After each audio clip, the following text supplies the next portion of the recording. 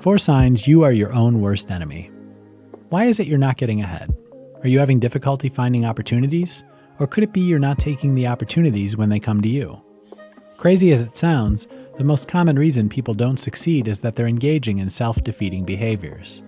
If you're not performing at the level you think you ought to be, you might want to consider whether or not you've become your own worst enemy. How can you tell? Look for these 4 signs. You use the emergency exit. And do you tend to come close to completion of a project only to back out at the last minute?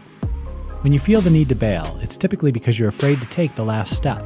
Either you're too worried it won't work out, or worse, you're worried that it will. It's not uncommon to back away from things that frighten us. This is why we tank a relationship the moment we start to feel close to the other person. It's also why we sabotage ourselves at work when we hear we're being considered for promotion. You're procrastinating. When you put things off, it typically means you're feeling unsure about what you're doing. If you feel like your skills are not up to the task, or you're not confident regarding the next step, it's natural to put things off, hoping that they'll seem more apparent later.